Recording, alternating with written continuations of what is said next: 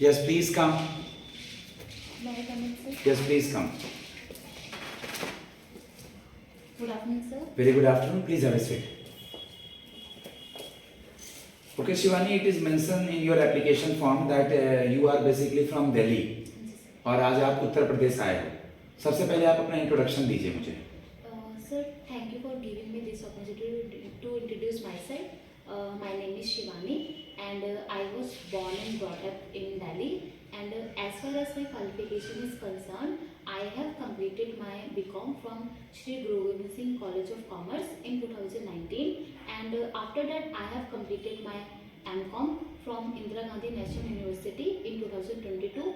And my hobby is teaching. Okay बेटा, आप UP आई हैं. एक बार आप, मैं चाहूँगा कि आपका मैं हिंदी में भी इंट्रोडक्शन ले लूँ, क्योंकि यूपी का जो लैंग्वेज है वो हिंदी भी है. बाकी आप कोशिश कीजिएगा कि वहाँ पैनल जैसे अगर वो बोला आप अपने बारे में बताइए या इंट्रोडक्शन दीजिए, तो वहाँ देखिएगा वो माहौल क्या है, वो क्या सुनना चाह रहे हैं आपसे. एक बार अपना इंट्रोडक्शन हिंदी में भी दीजिए मुझे. सर, मेरा नाम शिवानी है और मैं दिल्ली में रहती हूँ.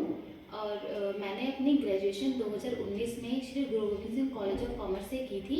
उसके बाद मैंने MCom Indira Gandhi national university से 2022 में कंप्लीट की. और मेरी हॉबी छोटे बच्चों को पढ़ाना है. ठीक है, आप मुझे बता दीजिए यूपी में कुल कितने ग्रामीण बैंक हैं?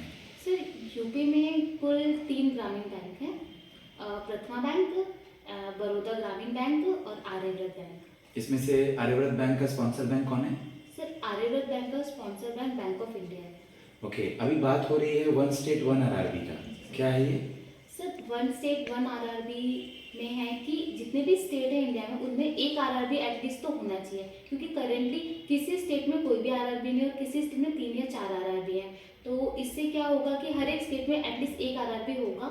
और जितने आरआरबी हैं, फॉर एग्जांपल यूपी में 3 आरआरबी हैं, तो उनको मर्ज करके एक बना दिया जाएगा. पहले ये लाइन को पहले रखना है. और 2 ऐसे कौन से राज्य हैं जहाँ पर आरआरबी नहीं है भारत में? सर, गोवा और सिक्किम में अभी तक कोई भी आरआरबी नहीं है. तो इसका मेन मोटिव ऐसे करके जोड़ना है कि सारे बैंकों को, जो भी ग्रामीण बैंक है, मिला के एक कर देना है, जिससे एफिशिएंसी बढ़ जाए और काम और अच्छे से हो. Okay sir. आप मुझे बता दीजिए, नेशनलाइजेशन बैंकों का हुआ था 1969 में, फिर भी ग्रामीण बैंकों की जरूरत क्यों पड़ी? सर, नेशनलाइजेशन हुआ था आरबीआई के थ्रू बैंकों का, लेकिन तब जो बैंक का मेन मोटिव प्रॉफिट अर्न करना ही था. और जो बैंक थे वो अर्बन एरिया में ज़्यादा पाए जाते थे, रूरल एरिया पे इतना ध्यान नहीं दिया जाता था. तो आरबीआई ने बाद में डिसाइड किया कि एक स्पेसिफिक बैंक होना चाहिए जो रूरल इकोनॉमी को प्रमोट करे और फार्मर्स के वेलफेयर के बारे में सोचे. तो उसके बाद 2 अक्टूबर 1975 को आरआरबी को स्टैब्लिश किया गया. ओके, आप मुझे ये बता दीजिए कि ग्रीन रेवोल्यूशन के जो जनक हैं इंडिया में, उनका क्या नाम है और वर्ल्ड में क्या नाम है? सर, जो इंडिया में ग्रीन रेवोल्यूशन के जनक हैं उनका नाम MS स्वामीनाथन है, और जिनको हाल ही में भारत रत्न से भी अवार्ड दिया गया है. और सर, मुझे वर्ल्ड का अभी आइडिया नहीं है. Norman Borlaug. Okay sir, normal Borlaug. Shivani, आपके नाम का क्या मतलब है?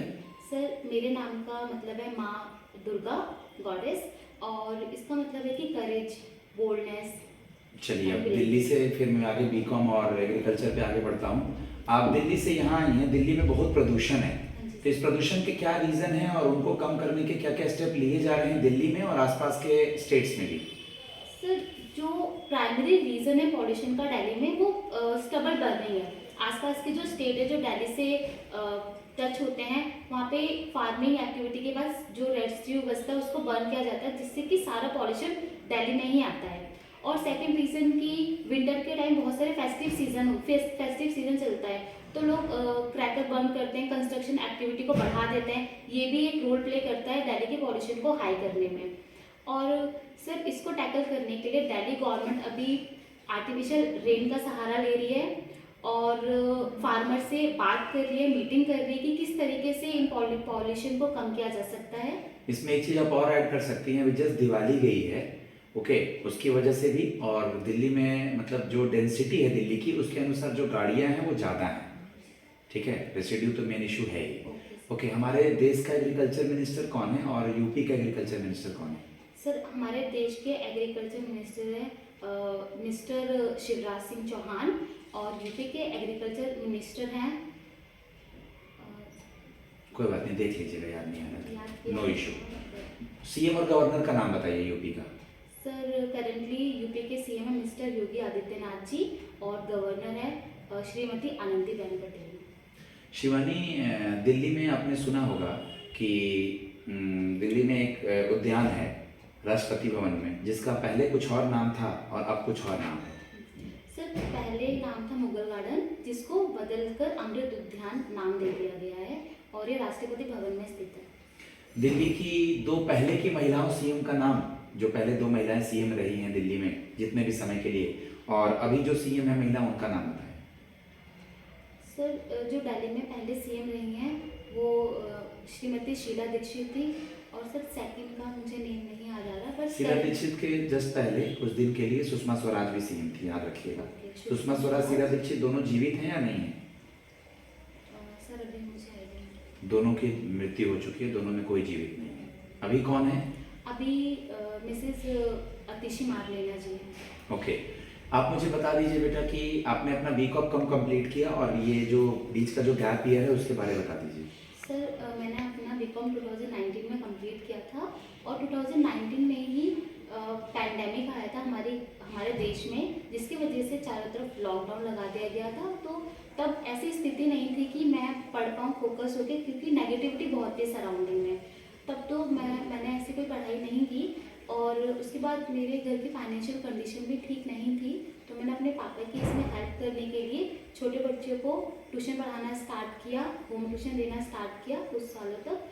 फिर साथ साथ में मैंने एमकॉम में भी एडमिशन लिया और उसके बाद जब थोड़ी स्थिति ठीक हो गई हमारी कंट्री की भी और मेरी भी, तो मैंने बैंकिंग की प्रिपरेशन स्टार्ट कर दी और अभी मैं सिलेक्शन प्रोसेस में हूँ सर। ओके, बीकॉम के स्टूडेंट हैं आप, तो बीकॉम के स्टूडेंट्स को पता होना चाहिए कि बैलेंस शीट में जो है एसेट्स और लायबिलिटी साइड में क्या क्या पोस्टिंग्स होती है, तो दो दो पोस्टिंग्स दोनों साइड की बता दीजिए। सर एसेट साइड्स में मशीनरी, प्लांट, डेटर्स आते हैं और लायबिलिटी साइड में कैपिटल एंड क्रेडिटर्स को ऐड किया जाता है। बजट का फिनेंशियल ईयर कौन सा होता है? बजट का जो हम लोग बजट लाते हैं उसका फिनेंशियल ईयर कब से कब तक होता है, और इकोनॉमिक सर्वे का फिनेंशियल ईयर क्या होता है?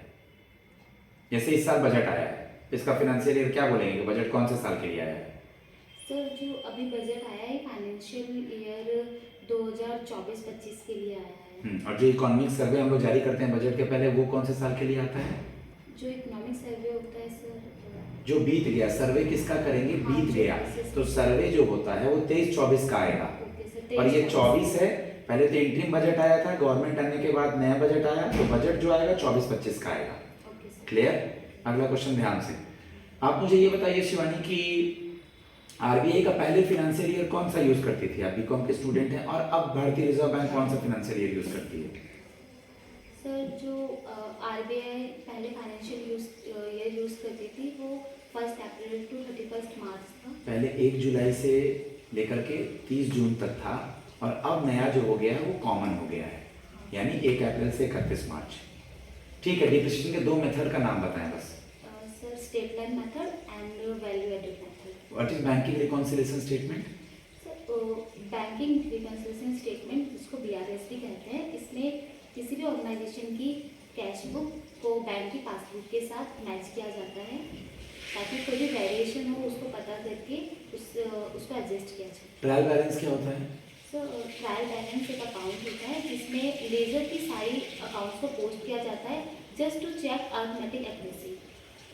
आप दिल्ली से हैं और दिल्ली में पली बड़ी हैं, यूपी के किसी गांव में, दूर दराज के गांव में लेस फैसिलिटी के साथ, जैसे दिल्ली के लोग के पास बहुत सारी ऑनलाइन फैसिलिटी है, बहुत सारी चीज़ें होती हैं, तो आप कैसे एडजस्ट करेंगे यूपी के गांव में?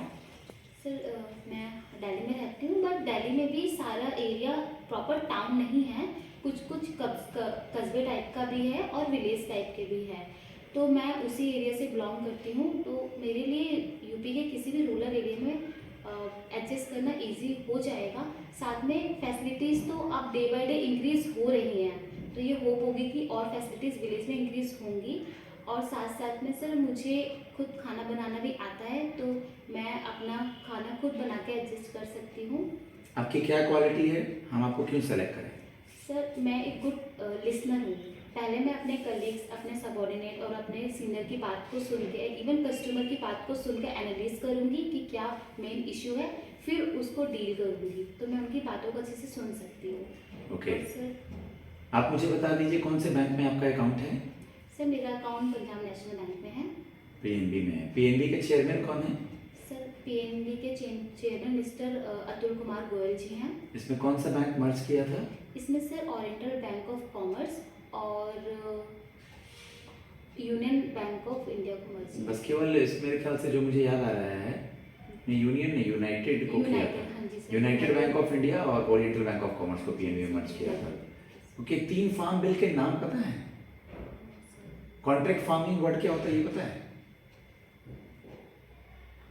जैसे मान लीजिए कोई कंपनी है, उसको चिप्स बनाने के लिए आलू चाहिए, तो मैंने किसानों को कहा कि मुझे इस क्वालिटी का ही चिप्स, आपको चिप्स बनाना है, मुझे इस क्वालिटी का ही आलू उपजा करके दीजिए। ये हुआ कॉन्ट्रैक्ट फार्मिंग। किसान के 3 बिल देख लीजिएगा, आप दिल्ली से हैं और दिल्ली, हरियाणा, पंजाब, ये आपका बिल वापस ले लिया गया, तो तीनों किसान बिल का नाम पता होना चाहिए। दिल्ली के मेयर का नाम क्या है? नए मेयर बने हैं, दिल्ली के मेयर का भी नाम देख लीजिएगा। ओके, आप मुझे बता दीजिए कि वर्ड सुना है केसीसी, विदाउट कोलेटरल के बारे में, और फिर केसीसी के बारे में? सर केसीसी किसान क्रेडिट कार्ड ये एक स्कीम है जिसे गवर्नमेंट ऑफ इंडिया के द्वारा 1998 में लॉन्च किया गया था और इसकी नोडल एजेंसी नाबार्ड है। और सर इसमें किसानों को 1.6 लाख तक का कोलेटरल फ्री लोन प्रोवाइड किया जाता है उनकी एग्रीकल्चर एक्टिविटीज़ के लिए और उनके फार्मिंग एक्टिविटीज़ के लिए उनको सपोर्ट किया जाता है। और इसमें लेकिन लोन इसमें अप टू 3 लाख तक दिया जाता है। ठीक है, आप मुझे बता दीजिए, लास्ट क्वेश्चन आपसे मैं पूछना चाहूँगा कि कल को अगर आप कहीं और सेलेक्ट हो जाती हैं तो क्या आप आरआरबी छोड़ के चली जाएंगी, क्योंकि पास अभी बैंकिंग के बच्चों के पास बहुत सारी अपॉर्चुनिटी है? नो सर, पहला अगर मैं सिलेक्ट हो जाती हूँ तो मैं इस ऑर्गेनाइजेशन के साथ बहुत अच्छे तरीके से फैमिलियर हो जाऊँगी, इसके वर्क कल्चर को समझ जाऊँगी और मुझे किसी नए ऑर्गेनाइजेशन में दोबारा से ज़ीरो से ही स्टार्ट करना पड़ेगा, तो मेरे लिए वहाँ पे वर्क करना थोड़ा डिफ़िकल्ट हो जाएगा। तो मैं इसी ऑर्गेनाइजेशन में रहकर अपनी ग्रोथ और अपने बैंक की ग्रोथ करना चाहूँगी। ठीक है गाइज, मैं अपने स्टूडेंट को फीडबैक देता हूँ। ओके, ये दिल्ली से हैं, इनका इंटरव्यू जो है यूपी लखनऊ में है, आज भी उत्तर प्रदेश में एक ही साथ कम से कम सुपर 50 के 7-8 बच्चे बैठे हैं। बहुत सारे बच्चों का इंटरव्यू चल रहा है यूपी में और ऑल ओवर इंडिया में। If you are interested for the mock interview of RRB as well as the NHB results will come, as well as the interview dates will also come. So the interview will start from 25th onwards, and so many students of Super 50 they are posted in the World Habitat Center where the final interview will be going to happen. So if you are interested for any guidance regarding mains interview, the upcoming interviews are NISEL, UAIC, IBPS PO, SBI PO. One of my student got selected in RBI grade B also. Jansi Patnaik is in my home page. She is from Visakhapatnam. Her training is over and she starts her work of RBI grade B. It's a good news for all Super 50 family. And get connected with me. I am always like you guys, as well as follow my community section for lots of questions. My number is 7503 235358. Thanks a lot.